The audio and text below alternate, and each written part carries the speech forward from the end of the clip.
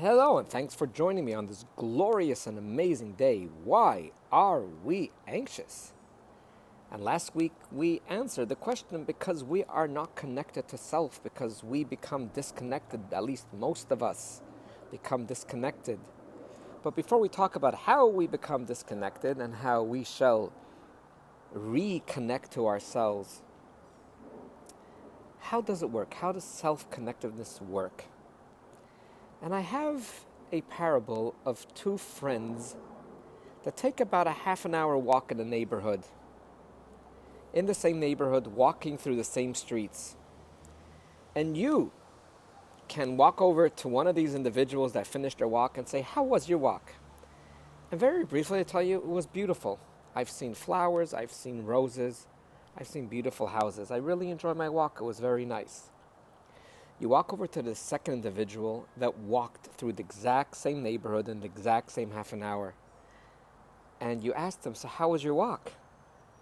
And you could see on their face terror. They go, "It was difficult. It felt like forever. It was so hard. I constantly looked behind my back. I was scared. I was terrified. This is not the safest neighborhood to walk. And I heard stories that happened and I was scared." You continue to ask them, "Did you notice any flowers, nice houses?" And their response would be, "I could not notice a thing. I was just so scared for my life. I was so happy the half an hour is over. It felt so much longer." What's going on here? There's one part of the story I didn't share with you, which I will insert right now, and that makes the difference of day and night.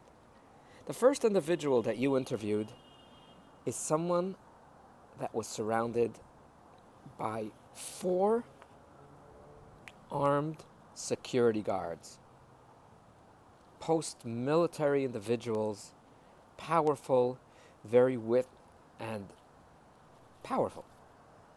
And you just felt very secure around these 4 individuals. Because you had them around you, you were able to enjoy your walk. If anything might happen, you're safe because they will look after you. There's 4 guns and a lot of talent and a lot of experience from these 4 individuals. Humans walk through the exact same life, through the same challenges, through the same neighborhoods. The one that's connected to thyself, the one that's connected to themselves. Yes, they're aware that life isn't perfect, but the anxiety is way lower. How much I try to teach this to people, they still challenge me, "But you don't know my life situation. My life situation was so tough, and I have this going on, that going on. What do you expect? That's why I can't sleep at night. That's why I must tune to alcohol. That's why I must have weed. I'm just filled with anxiety, and it's very, very difficult for me, and my life is different." So what I will throw at you right now is a different challenge. And based on this challenge, based on this situation, based on this analogy, you might want to rethink it. The analogy is that you have one individual that's really not the kindest and not the nicest. Little distraction, but it's gone.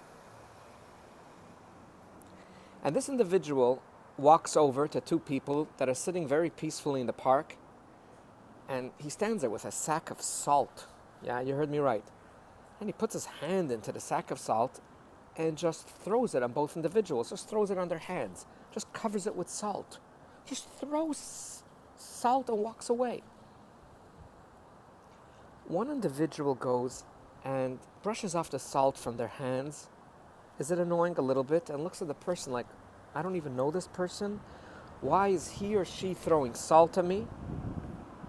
And yet very painfully, the second individual begins to yell and scream. I would never want to even be there to see the great pain.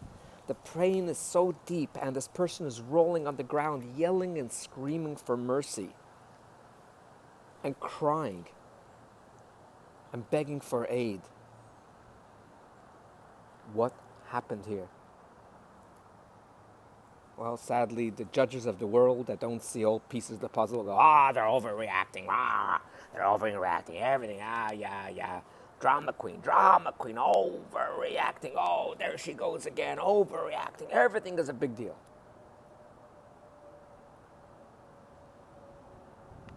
The lack of information is the source of judgment and ignorance. More information, more education will get you to a better place. So let me just throw a piece of information that will change your mind. The second person, the second individual that was yelling, crying, and screaming was an individual that just 3 hours earlier had an open cut on their hand. They never went to heal it. They never went to the hospital yet. It's an open wound. The flesh is exposed.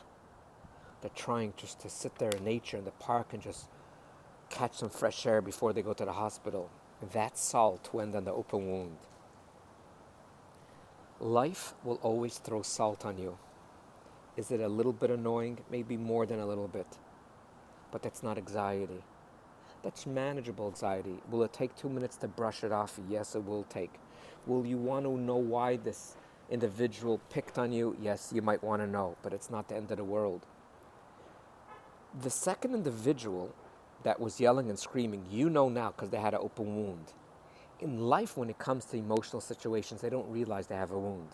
And they go, this person threw salt on me, this person is bad, this person is terrible, they hurt me, they destroyed my life. This is partial of the situation is true. This person did throw salt. Is that the reason for the anxiety?